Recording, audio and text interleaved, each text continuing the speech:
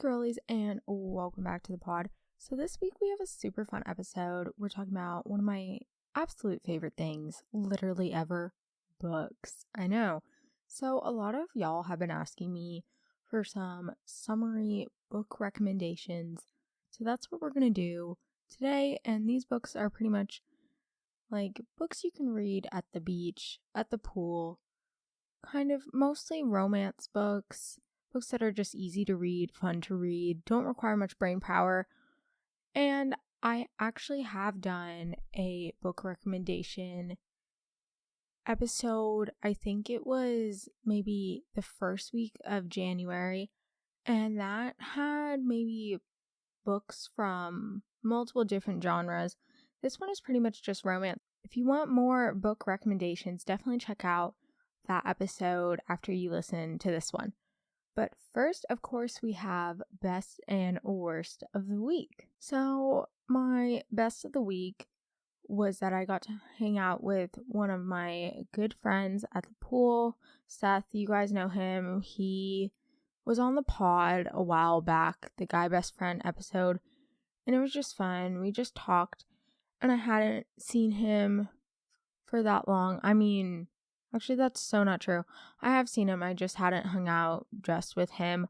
So it was fun. And then also, it's been fairly nice and sunny, which is a change from what it has been earlier in the week, or I guess late last week. Honestly, it's summer, so I've lost track of the days. I truly don't know what day of the week it is.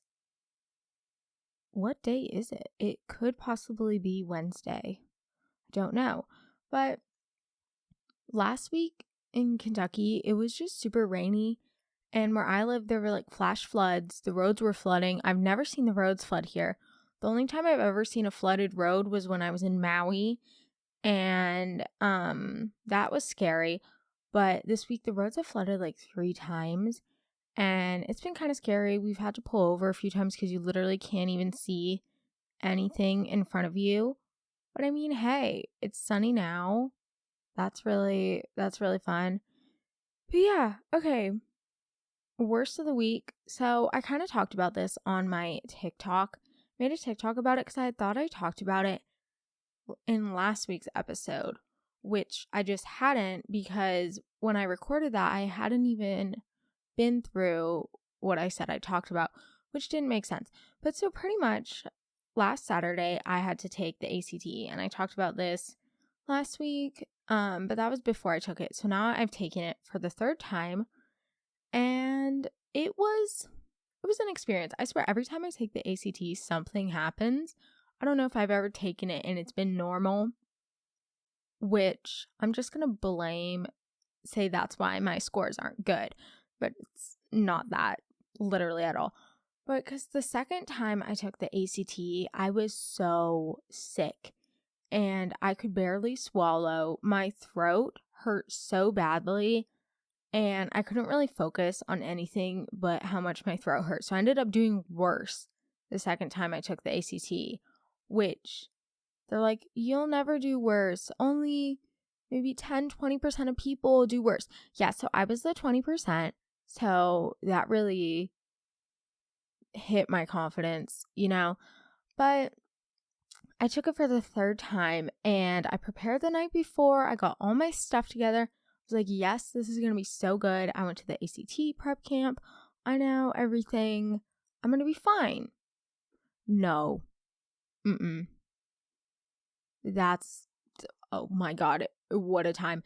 So we took the test at this big public school in my town, and my sister and I went together, and we were in the same room too, and our room was the absolute farthest room from the front entrance. And we got there, and the guy looks at us. He makes us go through all the COVID questions, all the stuff. If you've taken a standardized test this year, But so he asked us that, and then he goes, okay, ID. I'm sitting there. I'm like, oh, crap. I didn't bring an ID. And I've taken it twice already. So I'm like, how could I have possibly forgotten that? I don't even know. And I asked him, I was like, oh, I have a picture of my passport on my phone. because I was going to go on an international trip and they told us to have a picture of it on our phone. And the guy was like, no, you can't use that because it's a digital copy. You need the hard copy, like the actual thing. I was like, crap. So what should I do? So he made me go to the front office. And keep in mind, I don't know my way around the school. So I'm trying to find my way back to the front office. I'm getting lost. And I get up there and the lady's like, you need to call your mom. You need to get her to bring you your ID. I'm like, crap. I live 20 minutes away from this school. The lady was like, you can take it as long as you get your ID and get back into the room before your proctor pass out the test. So I'm on this time crunch. I'm calling my mom. I'm like practically crying. And she comes on the way. My dad ends up coming, which I don't know why my mom didn't go. But I'm standing outside this huge school. I'm literally crying and I'm just waiting because there's nothing else I can do. And I wait for my dad. He brings it and I sprint. I've never run faster in my entire life. I also never run in general. So I got back to my room. The guy had started out passing the test, but all of them weren't passed out yet. So he was like, glad you can make it. You're here in time. That's good. I was like, oh my God, thank God. And I start the English section and I'm like having an asthma attack because I have asthma. And so the whole English section, I just really can't breathe. And I'm like drenched in sweat too.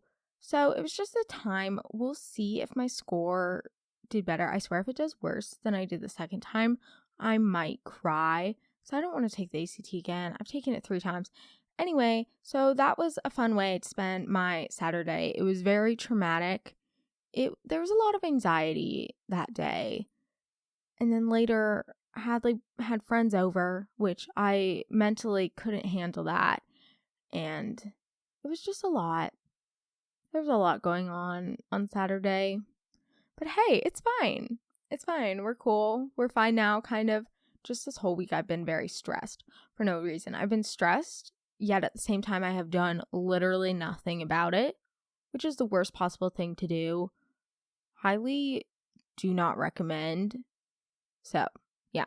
Okay, but anyway, we're talking about books. And I'm excited. I love books. That'll make me feel better. I talked about this in my last book episode, but just quick story time about me and reading. I used to love reading. Freshman year, I kind of stopped reading. Then I started reading again summer going into... When was this? Oh, I guess last year, going into junior year, because I'm going to be senior. Literally, what the heck, I'm going to cry. It's fine. But I started reading again, and I think this year I've read 30 books, maybe. I do have Goodreads. You can follow me. Just search Carmen Applegate. And it won't let me change my account to public, which is really annoying, so I have to accept all the follow requests, and some of them don't show up. My Goodreads is super glitchy, so if I don't accept your follow request, it's just because my Goodreads is glitching out. But I promise I would accept everybody. I just don't know why. It won't let me be public because I'm under 18. So it's just annoying. I was literally trying to fix it this morning because I knew I was going to mention this. Anyway, into the books. But before that, don't forget to leave a review, subscribe, follow, do all the things y'all already know. Make sure you do that. Also, if you're on YouTube, leave a thumbs up, say hey, comment your favorite book. Let me know. And yeah, okay. So the first few recommendations are books that I have actually read, and then I'm going to go into some that I haven't read yet that are on my TBR and that I have heard really good things about, because some of them I am planning on reading this summer, but probably like the majority of them I have read, so I can give you my honest thoughts. And yeah, okay, the first one is Beach Read. And I'm 99% sure that I mentioned this in my last book episode, but it's just so perfect for summer. I think I have to say it again because honestly, it's such a good book. Also, I pulled up the descriptions from Goodreads, so I'll just let you guys know because I'm bad at summarizing things. I mean, I'm not bad. I just don't remember because I read so many books. So I'll just read that and then I'll let you know my thoughts. Okay. And this book is by Emily Henry. Just so you know, her books are really good. I have another one coming up later that I really want to read and I keep hearing good things about, but keep listening to figure that one out. So this says, a romance writer who no longer believes in love and a literary writer stuck in a rut engage in a summer-long challenge that may just upend everything they believe about happily ever afters. Augustus Everett is an acclaimed author of literary fiction. January Andrews writes best-selling romance.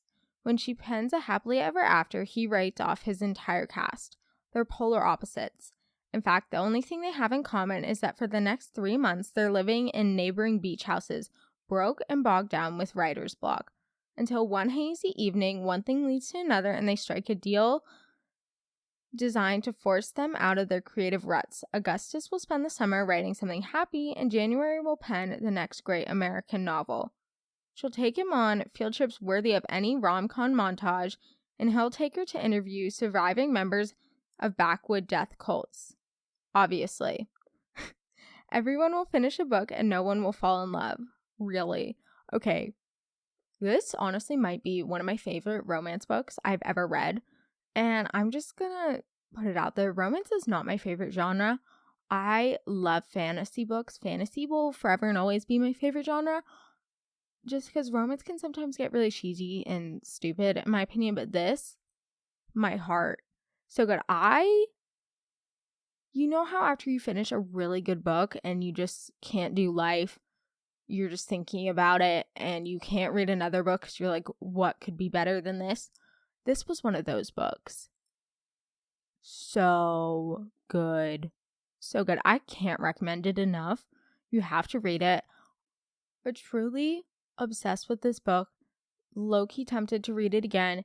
It was so cute. The banter, so good. The romance, so good. And there's a plot, okay? How many times do you read a romance book with a plot? I know. Kind of crazy. It was so good. 10 out of 10 would recommend. Okay, the next one is The Hating Game, which is also one of my favorite romance books that I've read. I would say Beach Read I liked better, but this one, really good too. And The Hating Game is written by Sally Thorne. 1. An opponent or rival whom a person cannot best or overcome. 2. A person's undoing. 3. Joshua Templeman. Lucy Hutton has always been certain that the nice girl can get the corner office. She's charming and accommodating and prides herself on being loved by everyone at Bexley and Gammon. Everyone except for coldly efficient, impeccably attired, physically intimidating Joshua Templeman. And the feeling is mutual. Trapped in a shared office together, 50 or 60 hours a week, they become entrenched in an addictive, ridiculous, never-ending game of one-man-upship. There's the staring game, the mirror game, the HR game. Lucy can't let Joshua beat her at anything, especially when a huge new promotion goes up for the taking. If Lucy wins this game, she'll be Joshua's boss. If she loses, she'll resign. So why is she suddenly having steamy dreams about Joshua and dressing for work like she's got a hot date? After a perfectly innocent elevator ride ends with an earth-shattering kiss, Lucy starts to wonder whether she's got Joshua Templeman all wrong. Maybe Lucy Hutton doesn't hate Joshua Templeman, and maybe he doesn't hate her either. Or maybe this is just another game. Y'all, this book, so good. I read it over spring break. Oh, the banter. The banter is so good. Also, I would say it is an actual enemies to lovers. I mean, she's kind of the whole time like, oh my gosh, he's so hot. But also she actually hates him, which I do enjoy. Because there was a book I read called The X Talk where they claimed it to be enemies to lovers, but they weren't even enemies, and that's frustrating. But they actually hated each other. Like, they hated each other, which I love. We love that. But this book, it's good. Also, warning about some of these books, they are a little spicy. So if you are younger, keep that in mind. The next one I'm going to talk about is not spicy at all. But this one, I think, has a few explicit scenes, and Beach Read might as well. So if you're not comfortable with that, you can just ignore those two. But this next one, is for my, I don't want to say more innocent, maybe different reading preferences. And the next book is called Love and Olives. This one is really cute, guys. Love and Olives is by Jenna Evans Welsh. Also, if I say people's names wrong, I'm sorry. Truly, in books, I never pronounce a character's name correctly, which annoys me too, because especially in fantasy books, I swear they spell easy names just in a really complicated way, so you're just kind of questioning yourself the whole time you're reading the book. You're like, am I saying it right? Is this correct? Is this wrong? I don't know. You never really know, and that's the frustrating thing. Like in Throne of Glass, I still don't know how to say the main character's name. Eileen, I don't know. Don't even get me started on her last name. Can't even do that. Can't even. I won't even try. I know I'm saying it wrong, guys. Anyway, okay. Love and Olives. Cute book. Santorini felt like an island holding its breath, as if it were keeping a secret. Liv, oh no, she has a hard last name. Liv Veranicus? Sure. Santorini felt like an island holding its breath, as if it were keeping in a secret. Liv Veranicus doesn't like to think about her father much, which makes sense. He fled to Greece when she was only 8, leaving her with just a few painful memories of their shared love for the lost city of Atlantis. So when teenage Liv suddenly receives a postcard from her father who explains that National Geographic is supporting a documentary about his theories on Atlantis and asks if she will fly out to Greece and help, Liv is less than thrilled. She arrives in gorgeous Santorini. When she arrives in gorgeous Santorini, things are just as awkward as she imagined. There are so many questions, so many emotions that flood to the surface after seeing her father for the first time in years. Liv doesn't want to get sucked back into her father's world. She also definitely doesn't want Theo, her father's charismatic so-called protege, to witness her struggle. Even so, she can't help but be charmed by everything Santorini has to offer: the beautiful sunsets, the turquoise water, the sun-drenched villages, and the delicious cuisine. But not everything on the Greek island is as perfect as it seems. Because as Liv slowly begins to discover, her father may not have invited her to Greece for Atlantis, but for something much more important. This book is so cute and gives so many summer vibes. I want to go to Greece so badly. And honestly, there is romance, but I feel like it's more about her relationship with her father, which I think is really cute. But of course, there's like a little bit of romance with Theo. You just know he's hot. And who doesn't love a good foreign romance? Okay, international romance. And the book is really cute. I like how it's set up. It starts out pretty much with, I think, each chapter, and she has a little blurb about something she has of her father, from her father. And it's just cool about how their relationship kind of grows. And honestly, it's a really cute, I don't know, I liked it. If you're looking for a steamy book, this is not it.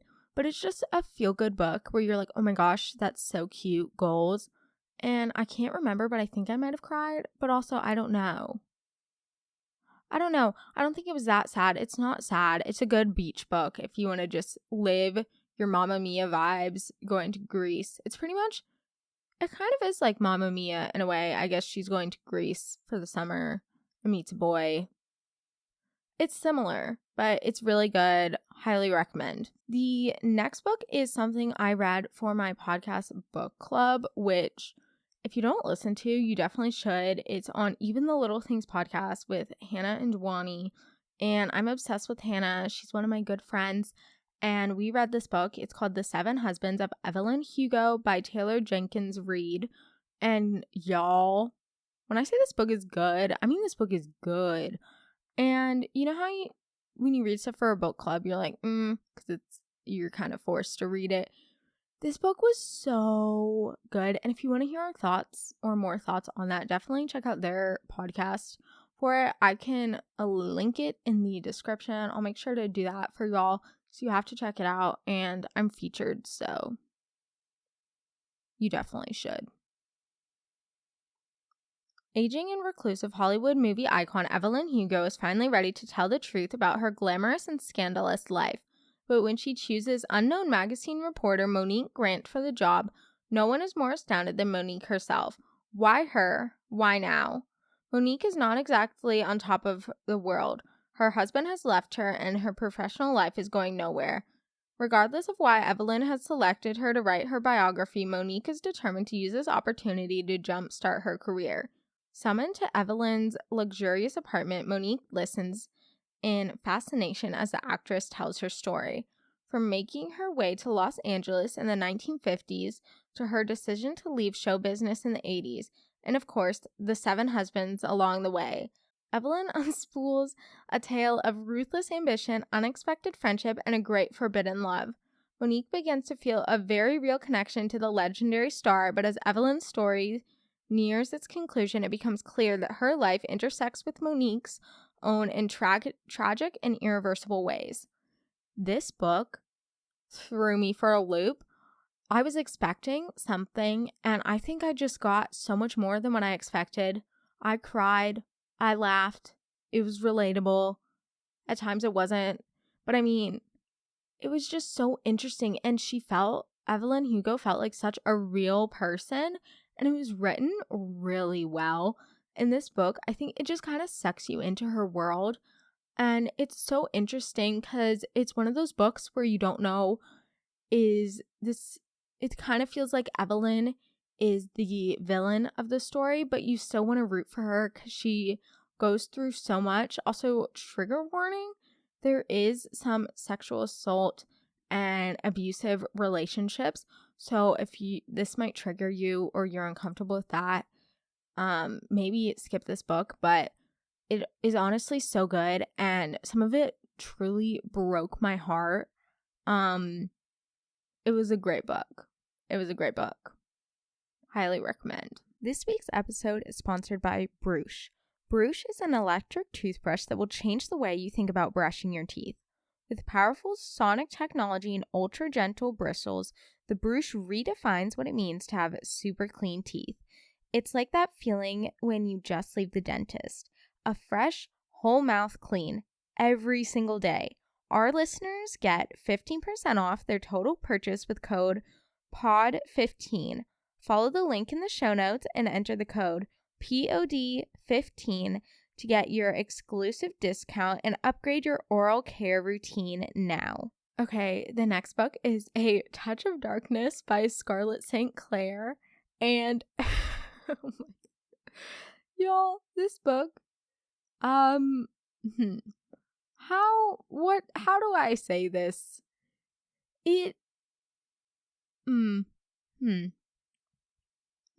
This might be one of the spiciest books on here. It's good though. Like, I read this book in maybe a day or two. It is part of a series. I did read all the books. I don't think you need to, because considering the plot is so minimal, you can if you want. But if you like Greek mythology, at least is this Greek? I don't know. Is Hades and Zeus, is that Greek mythology? I feel like it is. Anyway, if you like gods, goddesses, ancient stuff, maybe if you like, what's that book? Like the Percy Jackson stuff, you'd like this. It's like a more mature version of that. But it says, Persephone is the goddess of spring by title only. The truth is, since she was a little girl, flowers have shriveled at her touch. After moving to New Athens, she hopes to lead an unassuming life disguised as a mortal journalist. Hades, god of the dead, has built a gambling empire in the mortal... Why can't I say that? Hades, god of the dead, has built a gambling empire in the mortal world, and his favorite bets are rumored to be impossible. After a chance encounter with Hades, Persephone finds herself in a contract with the god of the dead, and the terms are impossible. Persephone must create life in the underworld or lose her freedom forever. The bet does more than expose Persephone's failure as a goddess, however. As she struggles to sow seeds of her freedom, love for the god of the dead grows, and it's forbidden. This is like forbidden love trope, and oh my gosh, so good. I was obsessed with this book. Honestly, it was one of those books where instead of thinking about real life, I just kept thinking about it like beach read. But I read this book more recently, so I kind of remember it better. And it was so good. It's very interesting too. And I think it's kind of relatable because it talks about Persephone not feeling good enough, or like not feeling how she can live up to her goddess abilities, and toxic relationships with her mom, you know, all the relatable things. And of course, Hades, who, you know, is just super hot. And it was good. It was a really good book. I highly recommend. It's also not something you have to pay that much attention to. It's kind of just like, there's not like a very complex plot, you know, that you would get in a fantasy book or something like that when you need to remember all these people's names. It's just like a good, chill book you can read. Also, the cover is quite unassuming, so if you want to get a hard copy, you can do that, and it won't be some shirtless dude, which is great for everybody. Okay, the next book is a book that I also read maybe a few weeks ago. It's called Kingdom of the Wicked by, I'm not going to pronounce her name right. I'm sorry if I'm butchering it. I'm going to try. By Carrie Maniscalco.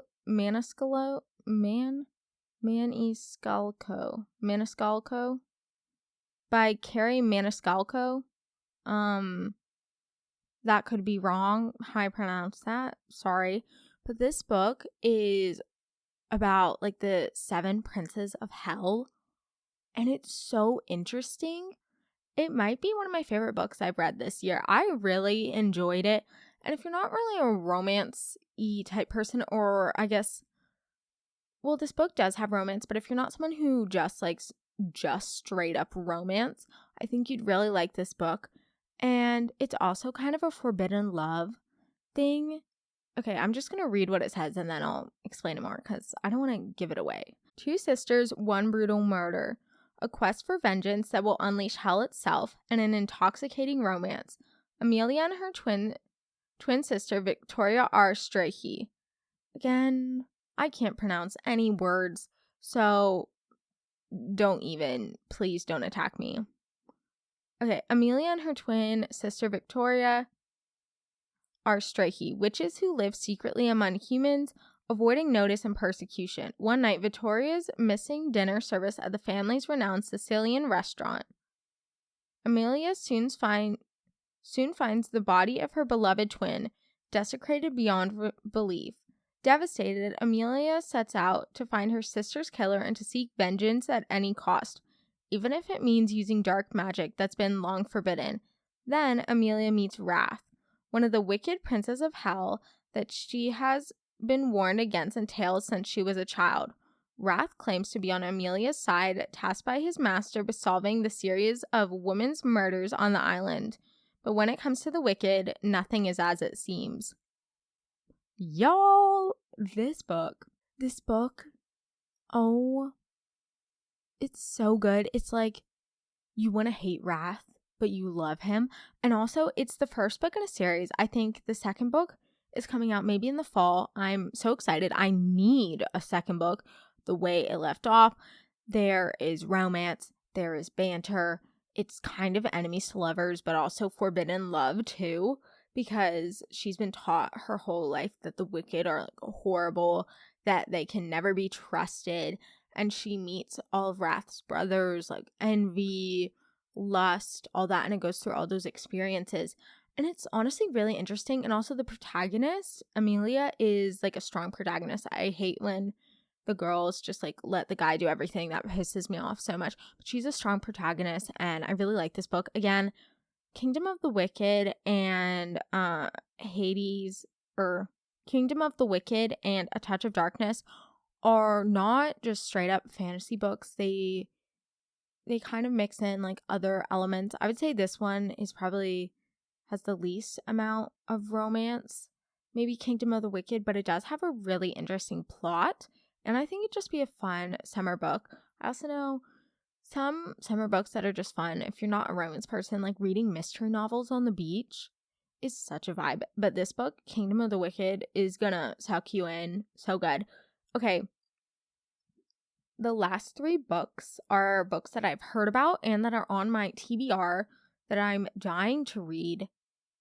Specifically, the first one is People We Meet on Vacation. And if you're into books, you've probably heard of this one, or I've probably read it already, and I want to read it so badly. So, People We Meet on Vacation is by Emily Henry, who also wrote Beach Read that I talked about earlier. And I read the description of this before I sat down to record, and it just sounds so good. And I love Emily Henry. She's such a great author. And I usually don't really follow authors, but I'd probably read anything she wrote. Like, I really like Emily Henry. I like Donna Tartt. I like Sarah J. Maas. Don't come at me. Don't come at me. Who else do I like? Why can't I think of their names? I don't know. I'm looking at my bookshelf right now, and I truly can't think of anyone's name. Those just come off the top of my head. But usually I don't really follow authors. I just pick books. That's like same with me in music too. But anyway, okay. People We Meet on Vacation. 2 best friends, 10 summer trips. One last chance to fall in love. Poppy and Alex. Alex and Poppy. They have nothing in common. She's a wild child. He wears khakis. She has insatiable wanderlust. He prefers to stay home with a book. And somehow, ever since a fateful car share home from college many years ago, they are the best of friends. For most of the year, they live far apart. She's in New York City and he's in their small hometown. But every summer for a decade, they've taken one glorious week of vacation together. Until 2 years ago, when they ruined everything. They haven't spoken since. Poppy has everything she should want, but she's stuck in a rut. When someone asks when she was last truly happy, she knows without a doubt it was on that ill-fated final trip with Alex. And so she decides to convince her best friend to take one more vacation together, lay everything on the table, make it all right. Miraculously, he agrees.